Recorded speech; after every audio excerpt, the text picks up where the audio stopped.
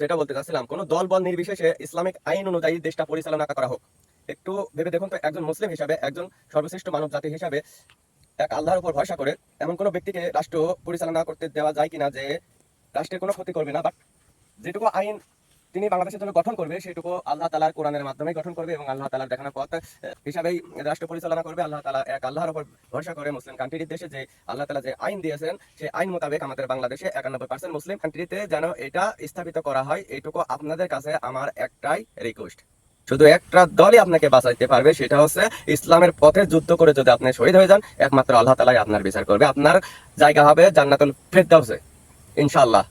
সেইভাবে ইসলামিক আইন মোতাবেক যেভাবে রাষ্ট্র পরিচালনা করা যায় এমন ব্যক্তিকে খুঁজে বের করে আমাদের দেশের প্রধানমন্ত্রী করা হোক, এটুকুই আপনাদের কাছে আমার চাওয়া।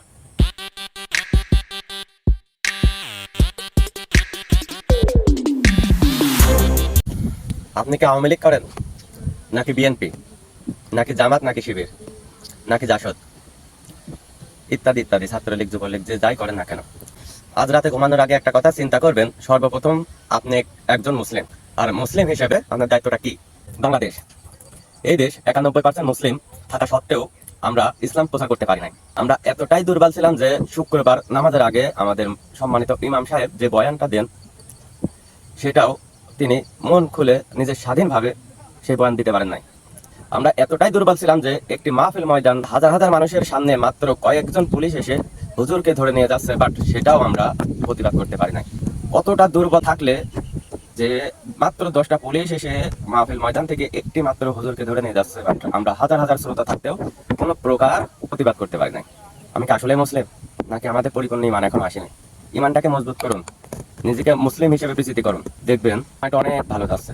আল্লাহ তাআলার অশেষ রহমতে সকল সমস্যার সমাধান করে গোটা সংস্কার আন্দোলনের মাধ্যমে, ছাত্র আন্দোলনের মাধ্যমে আমরা একটি মুসলিম রাষ্ট্র হিসেবে স্বাধীনতা লাভ করেছি। আমার এইটুকু মনে হয়। এটা শুধু ছাত্রদের আন্দোলন, ঠিক আছে, সেলুট জানাই সেই সকল ছাত্রদের, সেলুট জানাই সেই সকল শহীদ ভাইদের, আল্লাহ তাআলা তাদেরকে যেন জান্নাতুল ফেরদাউস নসিব করেন। আমার ব্যক্তিগতভাবে যেটা মনে হয় যে 91% মুসলিম এই দেশে আল্লাহর কোরআন, আল্লাহর দেখানো পথ, আল্লাহর দেখানো আইন মোতাবেক রাষ্ট্র পরিচালনা করা হোক। আপনাদের কি মনে হয়? আপনারা কি একমত? অবশ্যই একমত থাকতে হবে। 91% মুসলিম কান্ট্রিতে আমরা আল্লাহর শুকরিয়া আদায় করতে হলেও ঘরের দরজা বন্ধ করে তার শুকরিয়া আদায় করতে হয়েছে। কারণ সাপোজ আমি ইসলামের পক্ষে একটা কথা বললাম, আমি জামাত হয়ে গেলাম, আমি ইসলামের পক্ষে একটা কথা বললাম, আমি শিবির হয়ে গেলাম, ইসলামের আওয়ামী লীগের বিরুদ্ধে একটা কথা বললাম, আমি বিএনপি হয়ে গেলাম। কিন্তু আমি যে আসলেই কোরআন মোতাবেক কথা বলতেছি, এই কারণেই যত সমস্যা ছিল আমাদের 15 বছরে এই বাংলাদেশে, যে আমরা স্বাধীনভাবে বলতে পারি নাই। আর একটু বেশি বেশি যদি করি, সরাসরি আমাদের গুম করে দেওয়া হয়েছে অনেক জামাত শিবির বিএনপির পোলাপানকে, জামাত শিবির বিএনপির বা আওয়ামী লীগের বিপক্ষে যত দল আছে সেই সকল দলের কর্মীদের আজকে পুলিশ ধরে নিয়ে গেছে, কালকে আর খুঁজে পাওয়া যাচ্ছে না, কোনোভাবে গুম। তো যেটা বলতে চাচ্ছিলাম, কোন দল বল নির্বিশেষে ইসলামিক আইন অনুযায়ী দেশটা পরিচালনা করা হোক। একটু ভেবে দেখুন তো, একজন মুসলিম হিসাবে, একজন সর্বশ্রেষ্ঠ মানব জাতি হিসাবে এক আল্লাহর উপর ভরসা করে এমন কোনো ব্যক্তিকে রাষ্ট্র পরিচালনা করতে দেওয়া যায় কিনা যে রাষ্ট্রের কোনো ক্ষতি করবে না, বাট যেটুকু আইন তিনি বাংলাদেশের জন্য গঠন করবে সেটুকু আল্লাহ তালার কোরআনের মাধ্যমে গঠন করবে এবং আল্লাহ তালার দেখানো পথ হিসাবেই রাষ্ট্র পরিচালনা করবে। আল্লাহ তালা এক আল্লাহর উপর ভরসা করে মুসলিম কান্ট্রির দেশে যে আল্লাহ তালা যে আইন দিয়েছেন সেই আইন মোতাবেক আমাদের বাংলাদেশে 90% মুসলিম কান্ট্রিতে যেন এটা স্থাপিত করা হয়, এইটুকু আপনাদের কাছে আমার একটাই রিকোয়েস্ট। সর্বপ্রথম আপনাকে ভাবতে হবে আপনি একজন মুসলিম। আপনার কিসের এত অহংকার? আপনি আজকে মরে গেলে কালকে 2 দিন, আপনি আজকে মারা যাবেন, খুব বেশি হলে আপনাকে দুনিয়াতে 6 ঘন্টা রাখবে, 5 ঘন্টা রাখবে, 4 ঘন্টা লাগবে, বা 1 রাত 12 ঘন্টায় রাখলো, কিন্তু যখন আপনাকে কবরে রেখে আসা হবে তখন আপনার কি হবে? আপনি তো আমলি করতেন, আপনাকে বাঁচাইতে পারছে? আপনি বিএনপি করছেন, আপনাকে দল বাঁচাইতে পারবে? আপনি এই দল ওই দল সেই দল করেছেন, আপনাকে কে বাঁচাইতে পারবে? শুধু একটা দলই আপনাকে বাঁচাইতে পারবে, সেটা হচ্ছে ইসলামের পথে যুদ্ধ করে যদি আপনি শহীদ হয়ে যান, একমাত্র আল্লাহ তাআলাই আপনার বিচার করবে, আপনার জায়গা হবে জান্নাতুল ফেরদাউসে ইনশাআল্লাহ। সেইভাবে ইসলামিক আইন মোতাবেক যেভাবে রাষ্ট্র পরিচালনা করা যায় এমন ব্যক্তিকে খুঁজে বের করে আমাদের দেশের প্রধানমন্ত্রী করা হোক, এটুকুই আপনাদের কাছে আমার চাওয়া। জানি না আমার কথাগুলো আসলে ঠিক হবে কিনা। আমি এখানে শুধু একজন মুসলিম হিসেবে কথাটা বলতেছি, কোন দলের বিপক্ষে বা পক্ষে নিয়ে আমি কথা বলতেছি না। একজন মুসলিম হিসেবে আখিরাতের কথা চিন্তা করে একবার ভেবে দেখুন তো, আপনার রাষ্ট্র আপনি কিভাবে চালাবেন, মুসলিম হিসাবে আপনার কতখানি দায়িত্ব আছে আপনার এই দেশের প্রতি।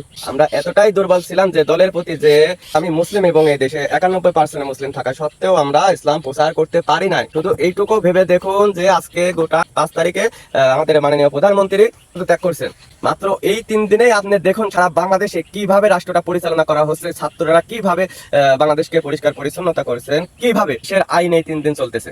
এইভাবে যদি আমাদের পরিচালনা করা হয় বা পরিচালিত হয়, ইনশাল্লাহ আমাদের দেশে কোনো প্রকার অবৈধ শক্তি বাসা বাঁধতে পারবে না। তো একটাই কথা থাকবে, কথা হবে পার্লামেন্টে, ইসলাম নিয়ে কথা হবে পার্লামেন্টে, এবং নিজের রক্তের বিনিময়ে হলেও এই দেশে কোরআনের আইন প্রতিষ্ঠা করবই ইনশাল্লাহ।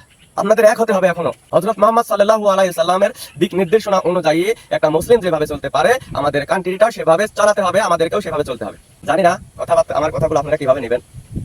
তো যদি ভুল ত্রুটি হয়ে থাকে বা ভুল ত্রুটি বলে থাকে, তাহলে অবশ্যই ক্ষমা দৃষ্টিতে দেখবেন। জাস্ট একজন মুসলিম হিসাবে আপনার কতখানি দায়িত্ব বা আপনি কি করলে আপনার দেশটা সুন্দরভাবে পরিচালিত হবে, শুধু এইটুকুই ভেবে দেখুন।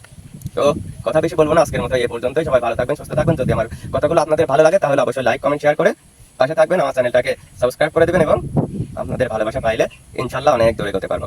এবং ফেসবুক পেজ থেকে যারা দেখতেছেন তারা অবশ্যই ভিডিওটি শেয়ার করে দিবেন।